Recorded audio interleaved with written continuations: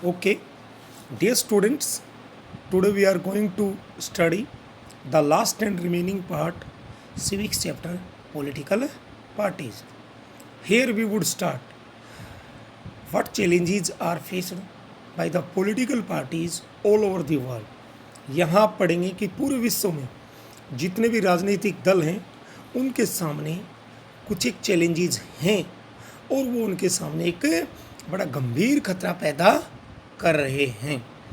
आपने देखा होगा कि we have seen how crucial, कि आपने देखा कि कितनी इम्पोर्टेंट हैं political parties for the working of democracy.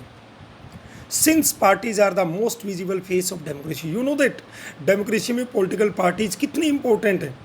But ये नेचुरल है कि बहुत बार लोग पार्टीज़ को ब्लेम भी करते हैं जब कभी डेमोक्रेसी में कुछ कमजोरियां रह जाती हैं।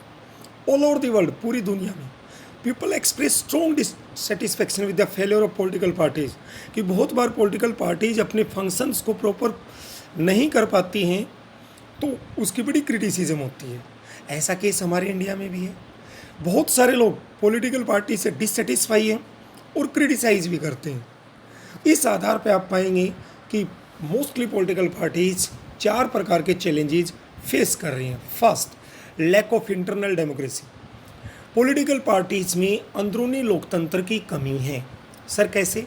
मोस्टली पॉलिटिकल पार्टीज में जो पावर्स हैं ये एक व्यक्ति विशेष या कुछ एक व्यक्तियों के हाथ में है जो पार्टी की टॉप पोजीशंस में।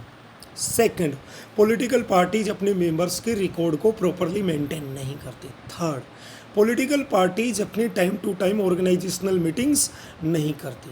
फोर्थ, पॉलिटिकल पार्टीज में भी डिफरेंट पोस्ट के लिए जैसे president of party, vice president of party and other there post, जिसके लिए टाइम टू टाइम इलेक्शंस नहीं होते हैं।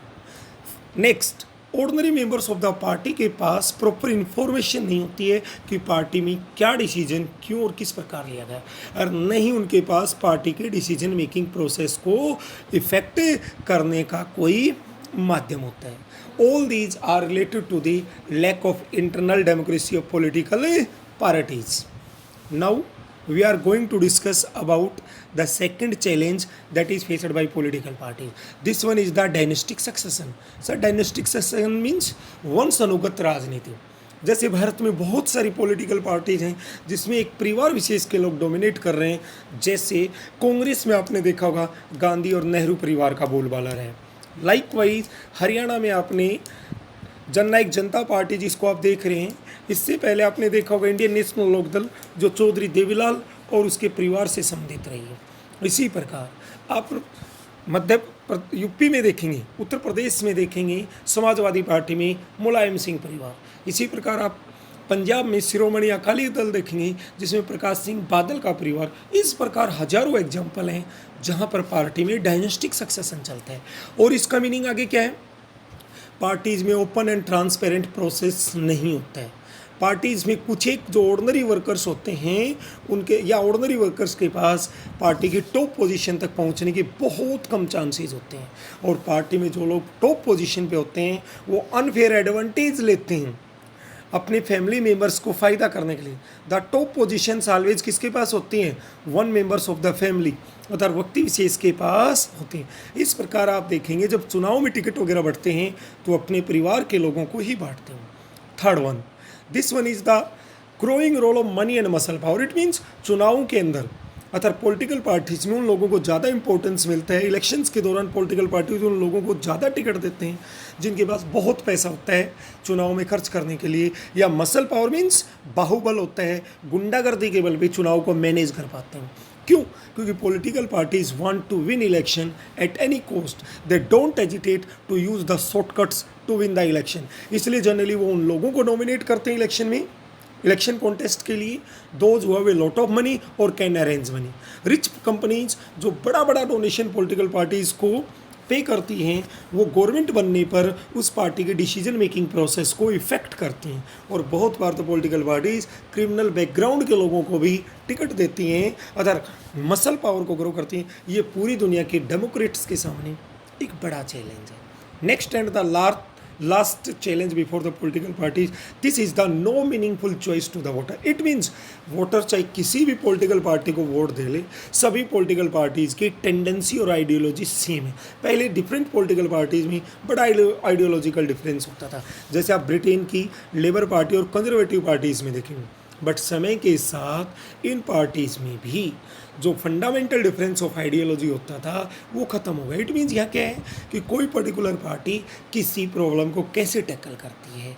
तो ये 4 चैलेंजेस पॉलिटिकल पार्टीज़ के सामने थे।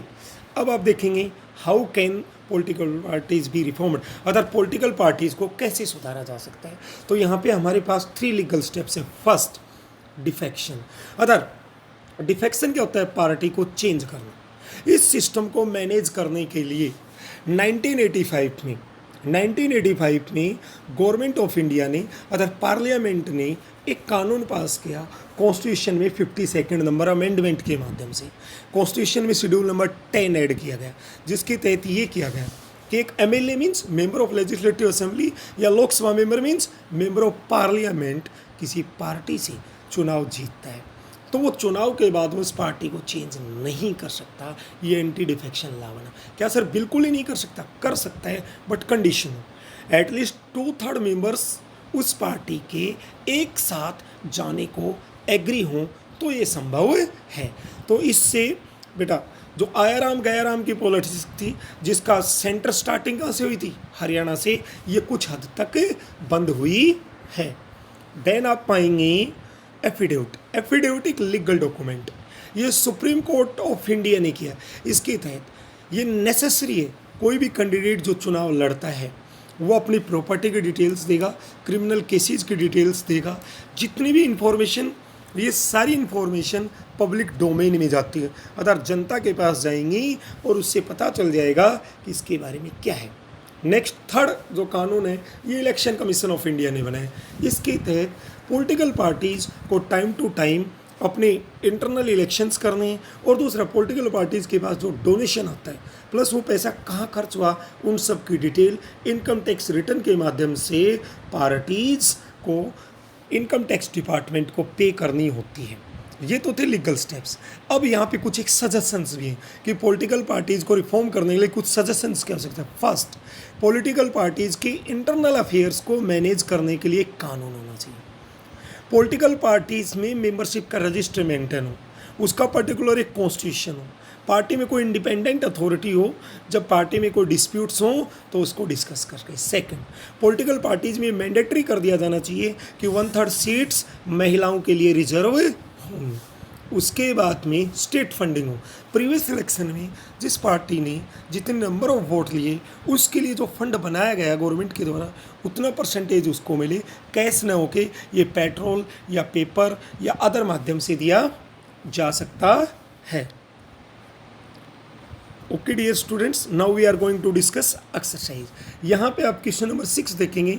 ए group of people who come together to contest election and hold power in the government is called a political party. Question number 7, Congress Party United Progressive Alliance, Bharatiya Janata Party National Democratic Alliance, Communist Party of India Left Front, Telugu Desam Party state party. Then who among the following is the founder of Bharatiya Bahujan Samaj Party? Kashiram. What is the guiding philosophy of the Bharatiya Janata Party? Modernity. Now next question number 10, choose the following statements on parties. Political parties don't enjoy much trust among the people. क्या ये statement right or wrong? Right. Parties are often rocked means हिला देना by the scandals involving top party leaders. बहुत बार parties top party leaders के द्वारा हिला दी जाती हैं, ये बात भी सही है। और parties are not necessary to run the government, ये रॉन्ग है। तो both other first two statements are correct. Next number, Mohammad Yunus, you have studied about Mohammad Yunus in economics chapter money and credit.